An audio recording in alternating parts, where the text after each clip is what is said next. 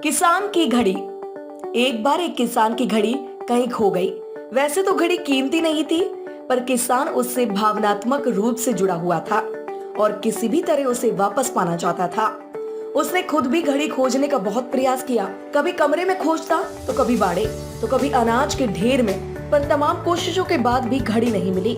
उसने निश्चय किया कि वो इस काम में बच्चों की मदद लेगा और उसने आवाज लगाई, सुनो बच्चों, तुम में से कोई भी मेरी खोई घड़ी खोज देगा, उसे मैं 100 रुपए इनाम में दूंगा। फिर क्या था, सभी बच्चे जोर शोर से इस काम में लगा दिए गए। वे हर जगह की खाक छानने लगे, ऊपर नीचे बाहर आंगन में हर जगह पर। घंटों बीत जाने पर भी घड़ी नहीं मिली। अब लगभग सभी बच्चे हार मान चुके थे और किसान को भी यही लगा कि घड़ी नहीं मिलेगी। तभी एक लड़का उसके पास आया और बोला, काका मुझे एक मौका और दीजिए, पर इस बार मैं ये काम अकेले ही करना चाहूंगा। किसान का क्या जा रहा था, उसे तो घड़ी चाहिए थी।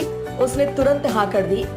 लड़का एक एक करके घर के कमरों में जाने लगा और जब वह किसान के शयन कक्ष से निकला तो घड़ी उसके हाथ में थी। किसान घड़ी देख प्रश्न हो गया और अचरज से पूछा, कहाँ थी ये घड़ी, और जहाँ हम सभी असफल हो गए तुमने इसे कैसे ढूंढ निकाला? लड़का बोला, काका मैंने कुछ नहीं किया, बस मैं कमरे में गया और चुपचाप बैठ गया और घड़ी की आवाज पर ध्यान केंद्रित करने लगा।